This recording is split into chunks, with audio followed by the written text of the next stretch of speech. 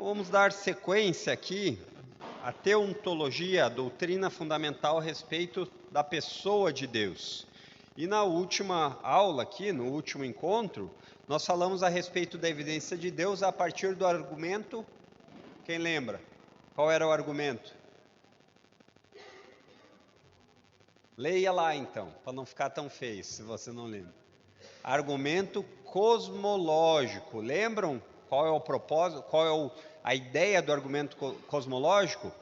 É que tudo que começa a existir tem uma causa. O universo começou a existir, logo o universo tem uma causa.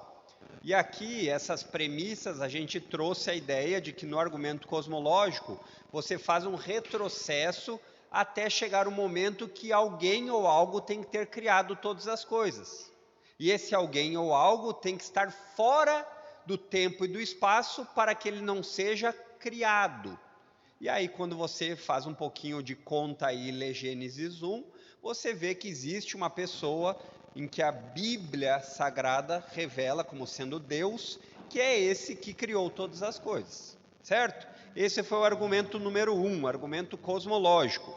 Hoje nós vamos falar do segundo argumento, o argumento chamado teleológico, certo? E desse argumento, irmãos, existem muitas boas literaturas a respeito disso e tudo mais. E um livro que eu queria lhe indicar fortemente, dizer que não deixe esse tempo da eternidade sem ler, esse lado de cada eternidade sem ler esse livro. Esse aqui deveria ser um livro básico para todo cristão. Então vou lhe dar um incentivo nele. Deixa eu pegar aqui. Ele tem perto de 500 páginas, as letras são pequenas e os parágrafos quase não existem. Então some isso aí, você vai ver que belo incentivo essa leitura. Mas brincadeiras à parte, irmãos, esse é um daqueles livros que você, depois que termina de ler, você se sente mais inteligente. Você diz assim, nossa...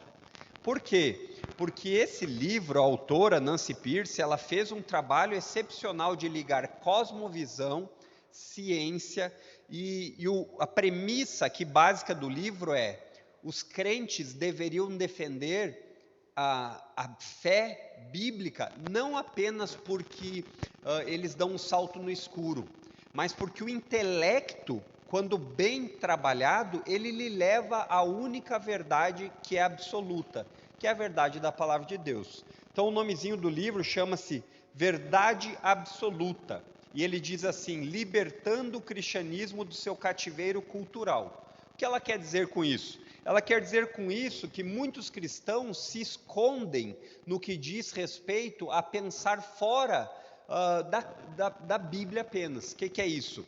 Não é que você precisa ser religioso todo dia, no sentido de que tudo que você for pensar, você tem que ter um versículo bíblico. Não é isso, mas é pensar biblicamente. E isso é um problema que afeta a maioria dos evangélicos, chamado cosmovisão. As pessoas creem em Deus, mas muitas vezes não sabem ter um debate a respeito de política numa perspectiva bíblica. Não sabem ter um debate de uma perspectiva bíblica sobre ciências. Por quê? Porque elas acham que o campo do cristianismo não pode entrar em outras áreas. Queridos, nunca foi a intenção de Jesus que ele separasse as coisas dos ensinos dele do resto da sua vida. Então essa separação de andares, onde as coisas religiosas, elas só servem para o âmbito privado dentro da sua casa, e as coisas do andar de baixo, que são aquelas coisas importantes, essas devem ser ensinadas na escola. Então, se você não percebeu, é assim que o nosso mundo tem funcionado culturalmente.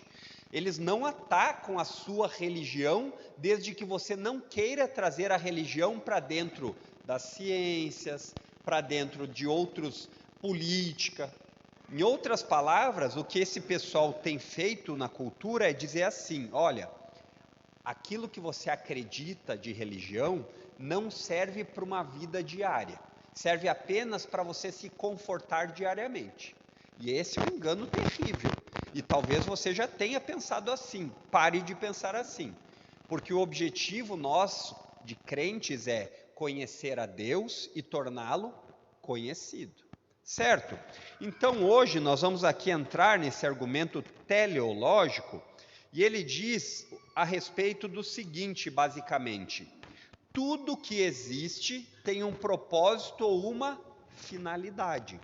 Talvez você não tenha pensado nisso, do grego telos, a ideia de que nada existe de maneira inútil, tudo tem um propósito ou uma finalidade.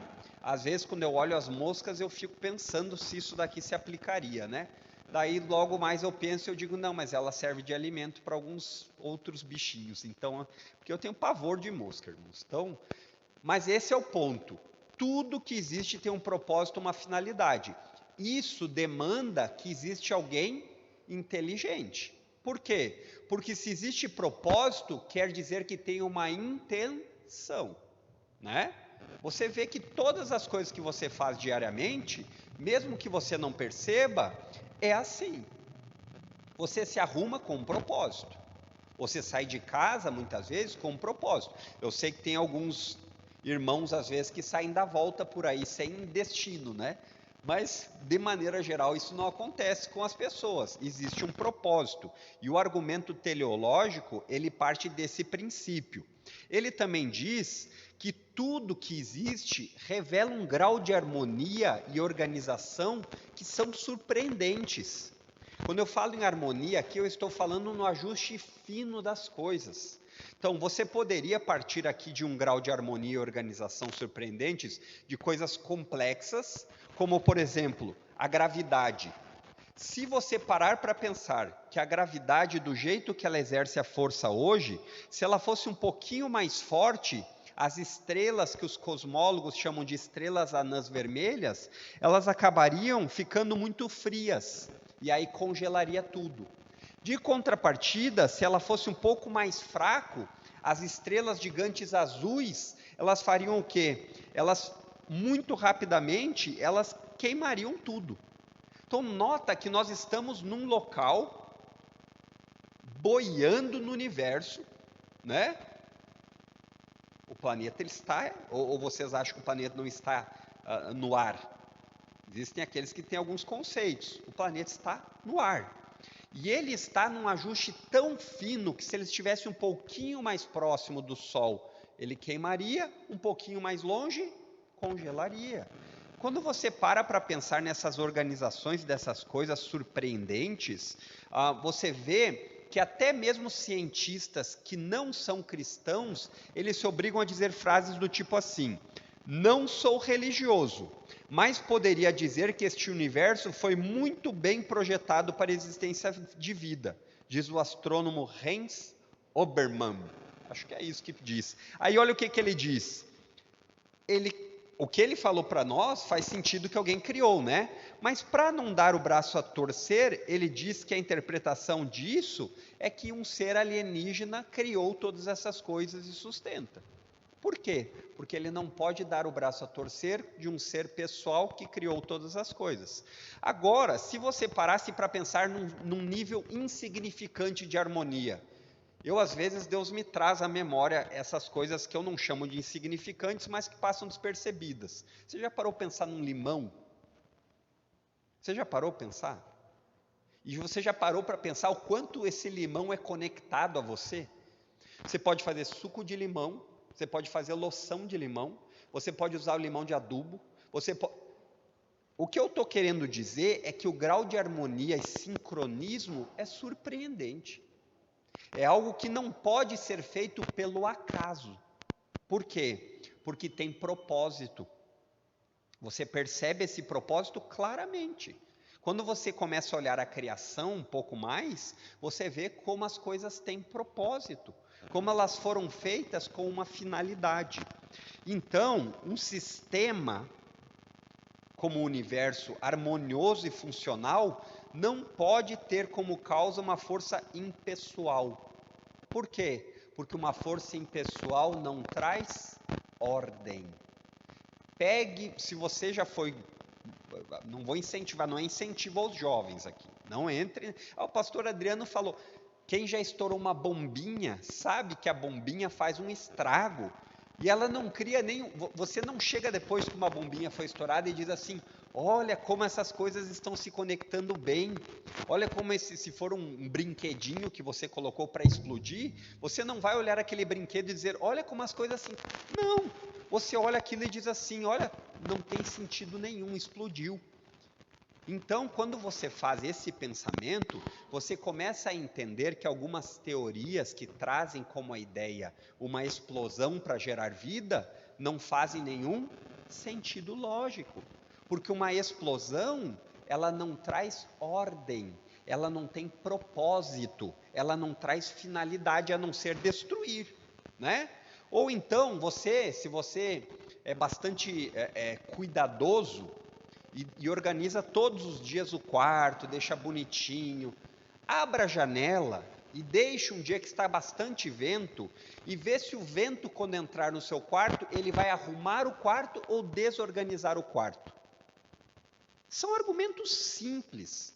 Isso quer dizer que forças impessoais, como o vento, eles não são capazes de ter um propósito ou uma finalidade. Certo? Então, o acaso aqui, ele não pode ser o argumento usado para a criação do universo. Por quê? Porque você nota e você percebe tanto diariamente quanto intelectualmente, se você gastar um pouquinho de tempo, que existem propósito nas coisas, né? Você vê que os medicamentos que hoje existem, eles são tirados, em sua grande maioria, da onde? Da própria criação. E os remédios, eles têm um propósito ou uma finalidade. Não é meramente obra do acaso. E por que quando se fala na criação do universo, a gente prefere acreditar que é obra do acaso? Por quê? Simplesmente por orgulho. Porque se você admitir que existe um ser poderoso que criou todas as coisas, você vai estar indiretamente assinando embaixo um atestado de direito dele lhe cobrar a respeito de como você vive. Estão entendendo? Esse é o ponto, é assim que acontece. Então, o que você precisa entender e ficar gravado é: somente uma mente inteligente pode originar sistemas complexos. Essa é uma verdade lógica irrefutável. É engraçado, irmãos, como nós seres humanos, nós todos os dias pegamos coisas complexas, não tão complexas, mas nenhum momento você atribui a essas coisas o acaso. Quando você vai comprar um vestido, você não vai lá comprar o vestido e diz assim, olha como os tecidos se juntaram e formaram esse vestido. Você já pensou nisso? Não. Você vai lá e sabe que teve um trabalho por trás disso e um propósito. Quando você vai usar o relógio, você nunca pensou que o seu relógio caiu no chão um monte de peças e eles se juntaram depois de milhões de anos e aí virou um relógio. Estão entendendo? Não faz sentido. E isso é importante que você saiba. Então, a evidência de Deus no argumento teleológico, eu queria trazer dois pontos interessantes para você saber, pensar e a partir de agora poder até defender ou raciocinar. Assim como muitas vezes um historiador, para determinar se uma obra de arte é de determinado pintor ou não, a um pintor que não está mais entre nós, morreu, por exemplo, se a pessoa vai ver uma obra de Michelangelo, como ele faz? Ele não tem alguém que ateste que foi Michelangelo. Ele não tem o próprio Michelangelo dizendo eu que pintei. Ele pega rastros, ou seja, características que são atribuídas àquele pintor, e por causa disso ele consegue, por causa dessas evidências, chegar ao pintor. Faz sentido ou não? Claro que faz sentido. E assim para várias áreas da nossa vida. Quando você pega, por exemplo, uma escrita de um poeta, você pode até não ter a assinatura do poeta, mas por causa do tipo da escrita dele, você é capaz de fazer uma reconstrução e chegar lá. Com Deus também é assim. Quando você pega alguns rastros que Deus deixou no universo, você é capaz de comparar a que tipo de Deus isso poderia ser atribuído. A um Deus panteísta, onde o universo é tudo, Deus do Avatar, onde tudo está na árvore e a árvore é tudo, Ou então um tipo de Deus que é uma força cósmica que é impessoal. Vou lhe dizer aqui 3 coisas para você pensar. O tempo, ele é dividido como? Passado, presente, futuro. 3 em 1. Depois você pega as medidas que a gente mede as coisas. Você mede largura, altura e profundidade. 3 em 1. Quando você pensa em vida hoje, nada mais justo do que falar em quê? DNA. E o DNA é composto de quantos elementos?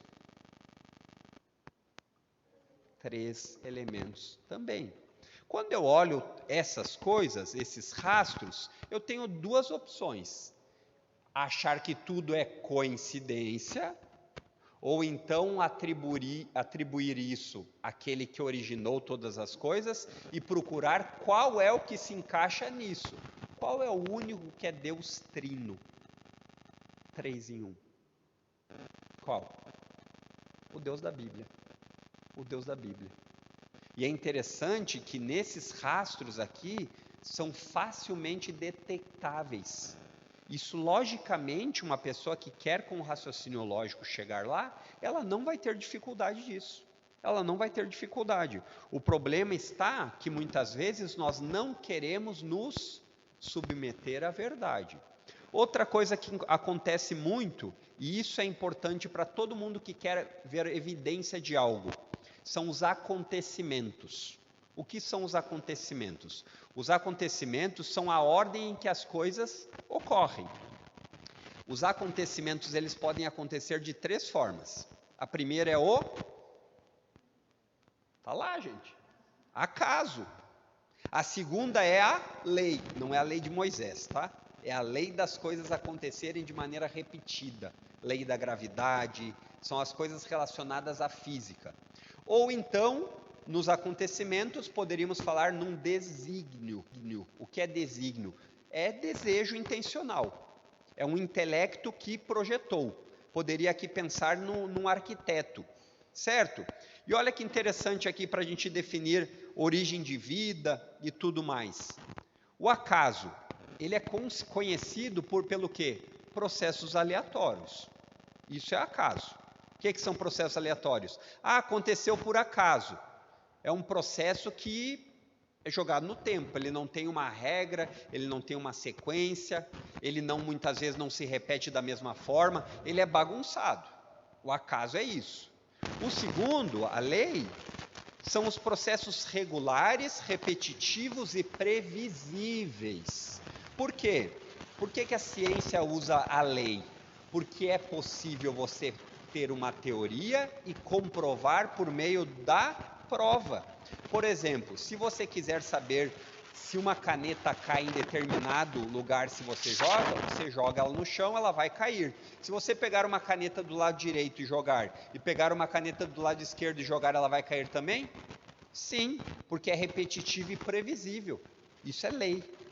Então, quando nós vemos a lei da gravidade, ela é repetitiva, previsível e regular. Se alguém aqui entre nós disser assim, eu não acredito na lei da gravidade, pois e a pessoa for no último andar de um prédio ou terceiro andar e pular, ela vai contrariar a lei? Não, ela vai se arrebentar tudo, por sorte, se não morrer. Então a lei, ela tem um processo que é regular, você pode contar que ele vai acontecer, ele é repetitivo, ele sempre acontece da mesma forma e ele é previsível. Então, por exemplo, quando você coloca água numa panela e ferve a 100 graus, e coloca a 100 graus de temperatura, o que você espera? Que ela ferva. Ela é previsível. Isso é lei. E a partir disso vem vapor e tudo mais. E a terceira coisa que pode ser vista no caso dos acontecimentos é o desígnio, é a inteligência em ação. É quando você vê um processo que ele é determinado por uma intenção autoral. Fez sentido até aqui? Fez, né? Então agora vamos explorar um pouquinho mais cada uma dessas 3 situações aqui. O acaso.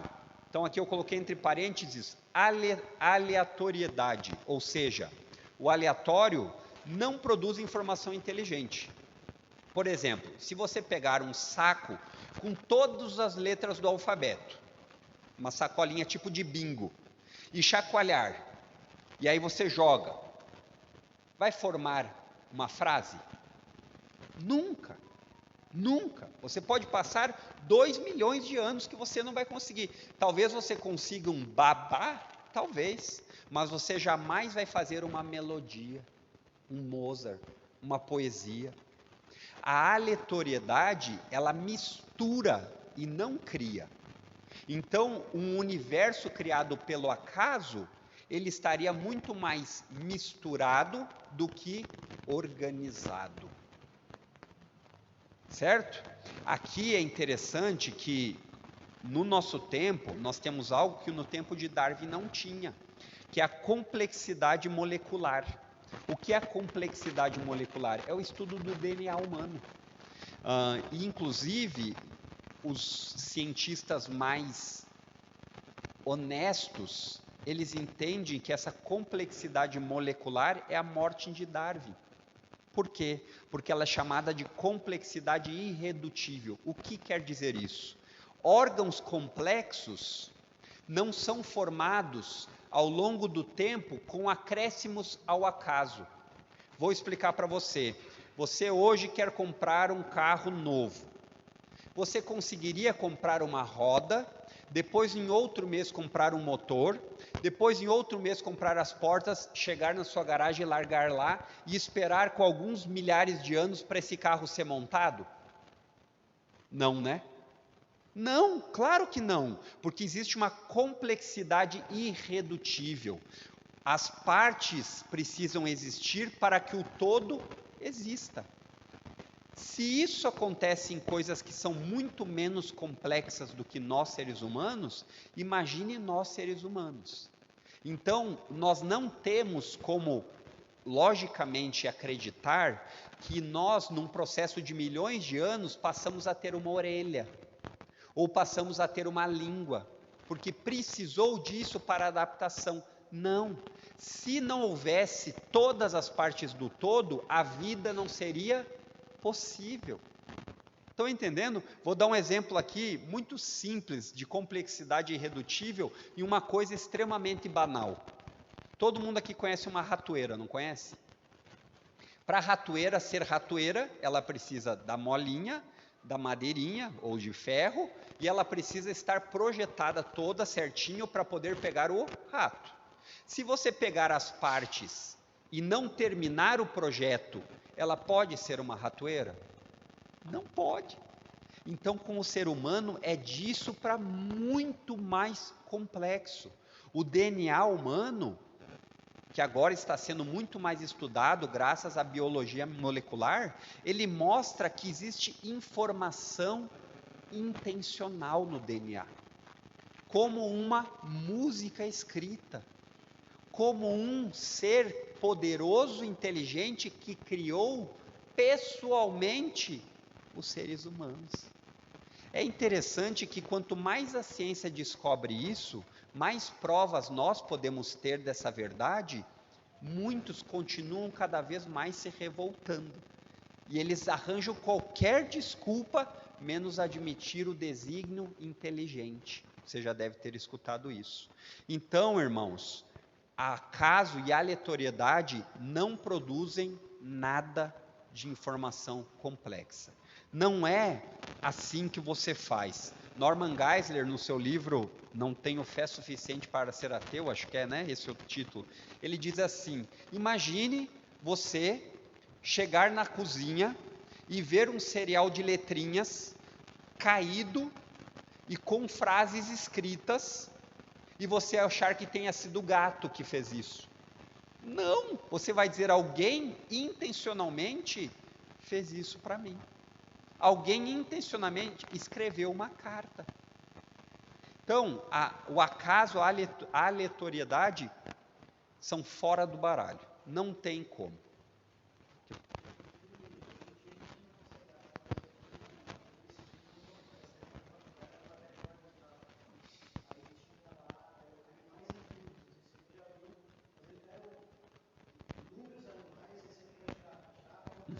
Sim.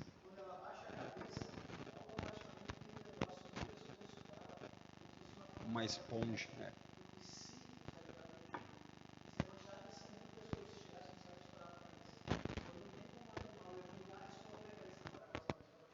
Exatamente.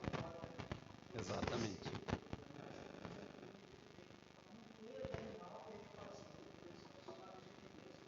É. Tem vários exemplos, né?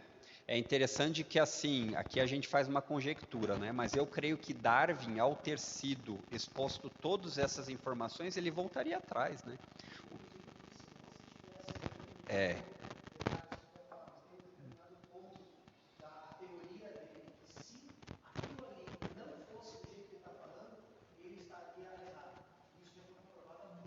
exatamente. Na verdade não é nem coragem, é intenção, né? Porque hoje se a gente parar para pensar economicamente, quantos milhões de material já foram produzidos a partir dessa perspectiva de teoria da evolução? Você imagina quanto teria que ser resgatado, só falando financeiramente, não estou nem levando para a maldade intelectual, quanto teria que ser resgatado financeiramente para refazer todos os livros didáticos, né? Então, o acaso não cria nada, certo? O acaso só faz bagunça. Então, esse é um argumento que você pode falar facilmente para qualquer pessoa. Mas o Big Bang, ele foi o que deu origem a tudo. Aí você pergunta assim, você realmente já viu uma explosão? Já. E você acha que uma explosão traz ordem? Mas é muito simples esse teu argumento. É só isso que precisa. Não precisa ser um argumento muito elaborado. Por quê? Porque muitas vezes as pessoas que querem muitos argumentos elaborados, elas querem escapar do argumento simples. Então, em segundo lugar, a lei. A lei aqui, que Paulo fala de... Não é essa a lei. A lei aqui que a gente fala é aquele critério na ciência que é a necessidade. E ele surge de forças que estão na matéria. Condições adequadas que resultam em um processo automático e inevitável. Pense na chuva. Nós já descobrimos como a chuva acontece, não descobrimos? Não é sempre da mesma forma? Isso é um processo de forças que estão na matéria e que sempre se repete. Isso é lei. Porém, a lei produz sequências regulares. Não produz informação, ela apenas repete. Por exemplo, nós falamos aqui da chuva, certo? O processo da chuva ele é repetitivo, ele sempre será igual, certo? Aqui nenhum cientista discordaria. Agora, eu diria assim, e se você visse, depois que a chuva caiu, na areia, uma frase formada com a água correndo, você diria que isso foi parte da lei ou teve alguém que interferiu? Teve alguém que interferiu. Ninguém em sã consciência diria assim, olha só, a chuva caiu e formou frase, eu te amo. Não, por quê? Porque não é assim que a lei funciona. A lei, ela repete processos sempre, para quê? Repetitivos. Então, aqui não é o caso, mas eles já tentaram fazer vida humana em laboratório. Eles já tentaram, por meio de processos repetitivos, fazer isso. E até hoje estão esperando resultados. Porque o resultado da complexidade de vida, ela não pode ser repetida dessa forma que a lei faz. Então, as leis que nós temos no universo, elas regem o universo em que sentido? Automáticos, repetitivos. Sempre assim. E são, além de tudo, previsíveis. Você pega todos os seres humanos e por mais que você consiga dizer que alguns são previsíveis, pode chegar algum momento que ele vai lhe fazer algo que você vai dizer assim, eu não estava prevendo. Por exemplo, eu lá, 8 da noite, os irmãos batendo na minha porta lá querer comer bolo. É imprevisível isso, não faça esse tipo de coisa. Brincadeiras à parte, essa é a ideia. A lei não faz aquilo que os seres humanos fazem. E esse pessoal que tenta defender por meio da criação da matéria, a matéria sendo Deus, eles se esquecem disso ou deixam de lado. Então, as leis, elas nunca produzem uma informação complexa, como por exemplo, uma frase escrita. Olha só, você pode programar no computador para ele sempre digitar tal letra de tanto em tanto tempo. Pode, não pode? Pode. Você pode programar o computador para fazer uma frase montada de acordo com como você quer, de tempo em tempo, e enviar. Não pode? Mas isso ele está fazendo sozinho ou tem alguém por trás comandando? Esse é o ponto. Existe um desígnio por trás para isso acontecer. Então, eu aqui fui muito simplista quando fala. Nesse livro aqui da verdade absoluta dela, ela gasta 10, 15 páginas em cada um desses argumentos que você diz assim, como é que eu não enxerguei antes? Então, o que é importante que você saiba é, a lei, ela não é capaz de trazer informações complexas.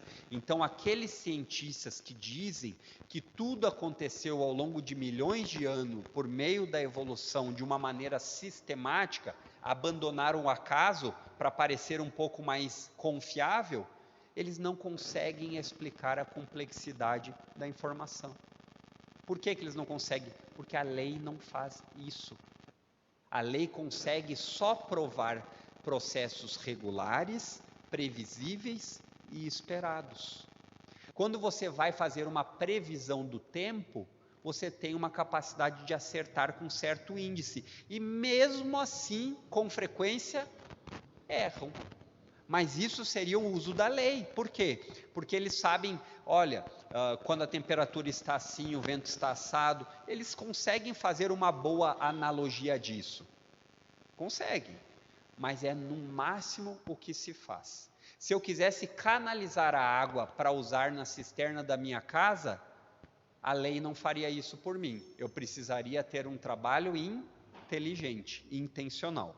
E aqui nós chegamos na evidência de Deus, a que eu mais gosto, e que chama-se desígnio, ou seja, intenção. E, embora exista aqui um ramo muito forte hoje na ciência do design inteligente, é disso que nós estamos falando, não mordaísca de ficar nisso, porque nós temos as escrituras que nos provam.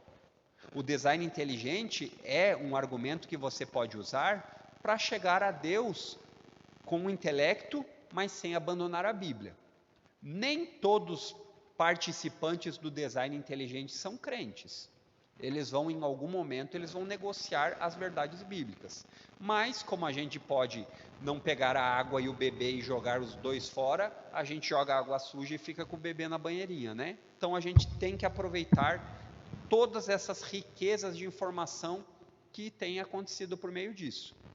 Nem o acaso e nem a lei produzem informação complexa biológica. Apenas a intenção pode produzir.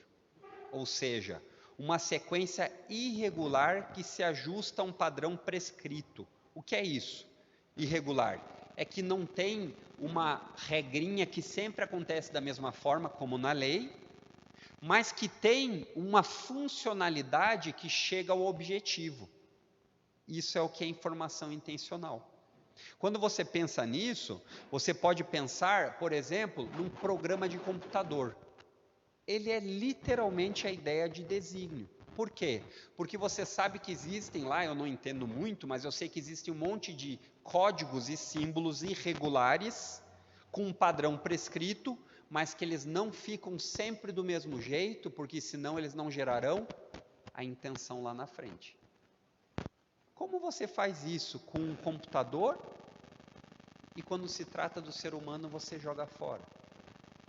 O DNA, muitas vezes, ele é comparado justamente a essa ideia, porque ele é uma informação transmitida. Se você pegar o motor de um carro e você pegar o desenho do DNA, você vai ver que eles inclusive têm uma similaridade. Conversava com o pastor Fernando a respeito disso.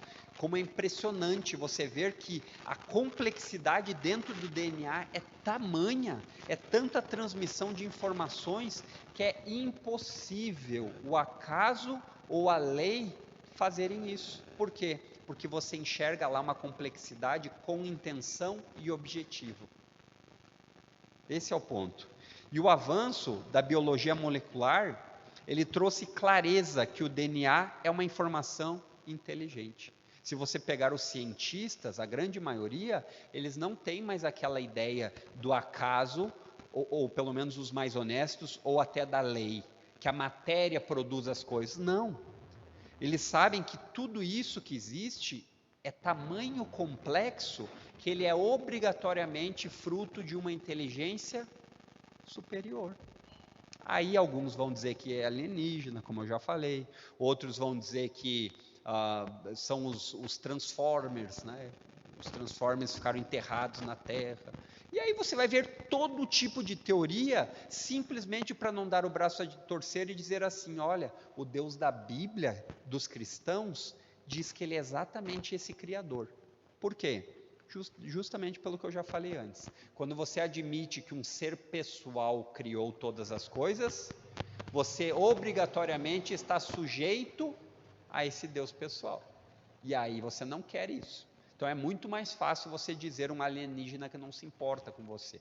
Ou então uma força cósmica, né? Ou então várias outras coisas. E é interessante que nas comparações aqui, que eu já falei, os sistemas operacionais de computador, o processo nunca é aleatório, sempre é projetado e desejado. Eu até hoje não consigo entender, de vez em quando eu pego o Alexandre, tento entender um pouquinho como é que tantos números e códigos aleatórios, no sentido de que eles não, você não enxerga uma sequência que você possa dizer 1, 2, 3, 4, 5, isso daqui seria lei. 1, 2, sequência repetitiva e previsível. Você não enxerga isso nos sistemas operacionais. Você enxerga uma informação projetada, desejada e complexa. E irmãos, para finalizar, não se trata de experiência pessoal. Olha, na minha experiência, eu tive uma experiência com Deus, então eu sei que Deus existe. Não se trata disso. Não se trata de dizer que Deus, uma evidência de Deus, por aquilo que você sente. Por mais verdadeiro que possa ser, não estamos tratando disso. Ou então não se trata daquele argumento assim, né? Já vi desenho com isso e inclusive minhas filhas beberam bastante desses desenhos. Explica Deus. Deus não explica, mas você vê o vento. Você não vê o vento, mas você sente o vento. Assim é Deus. Não se trata disso. Não é esse tipo de evidência. O ponto aqui é que intelectualmente, logicamente, você é obrigado a chegar num desenhista inteligente do universo. Se você não quer dizer que esse desenhista inteligente é Deus, você pode até não dizer, mas depois de mais alguns raciocínios, é o único que se encaixa. Ou então dizer assim, mas a verdade é relativa. Para você é isso, para mim é aquilo. Não, queridos. Na lógica não pode existir duas verdades ao mesmo tempo. Ou o meu relógio é preto ou é branco. Pode ser preto e branco? Não. Mas essa é a tua opinião. Não, é um fato. E aqui as evidências de Deus são a mesma coisa. Quando você, logicamente, humildemente, começa a fazer esse raciocínio, para encontrar a verdade é questão de tempo quando você abrir as Escrituras. Simples assim. Então, para finalizar, uma frasezinha a respeito do desígnio o DNA faz parte de informações complexas de um projetista complexo, e não só complexo, mas extremamente inteligente e poderoso. Esse é o ponto, né?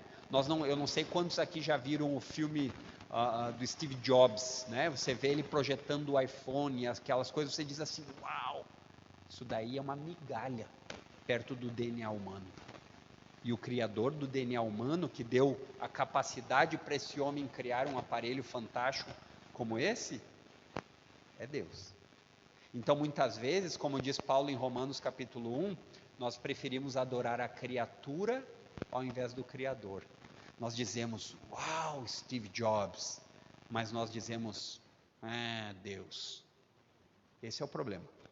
O Deus Criador de todas as coisas, Ele distribui talentos até mesmo para aqueles que vão usar os talentos contra Ele. E isso é uma das coisas mais tristes que você pode ver. É como alguém que lhe dá a capacidade de correr E você, ao invés de correr para a glória dele, corre para a sua glória pessoal. Então, irmãos, o argumento aqui que nós chegamos, esse teleológico, ele poderia ser desenvolvido em muito mais tempo, mas como a intenção aqui é lhe deixar curioso para você se aprofundar, deu para ter uma boa noção, né? Alguns irmãos ficou com alguma dúvida? Não? Então, leitura obrigatória, 2023.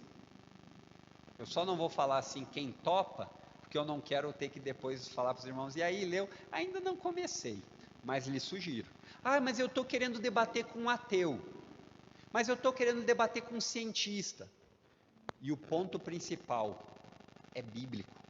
Ela não se preocupa apenas em olhar isso daqui e dizer assim, eu tenho argumentos lógicos para isso. Não, ela diz que o cristianismo, ele deveria ser aquele que rege a cultura. Por quê?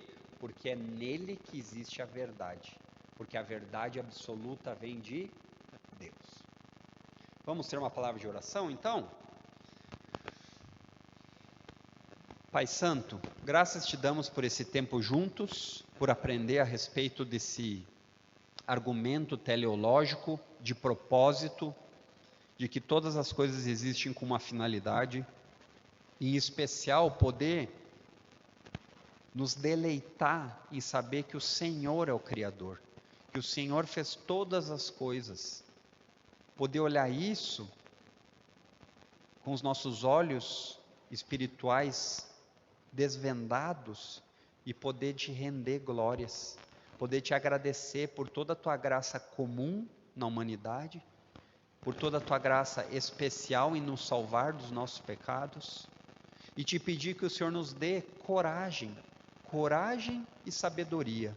Sabedoria para podermos ser influentes nesse tempo, no mundo, e coragem para muitas vezes podermos falar a respeito de cristianismo como uma verdade válida. Que nós não sejamos pessoas que deixam a nossa fé num segundo escalão, que deixam a nossa fé como se ela não fosse importante para ser o guia a respeito de outros temas, como política, ciências, comunicação e tudo mais. Que o Senhor nos dê essa capacidade. Aumenta dentro de cada um de nós o desejo por te conhecer mais e te tornar conhecido nesse mundo em trevas. É o que nós te pedimos em nome de Cristo. Amém.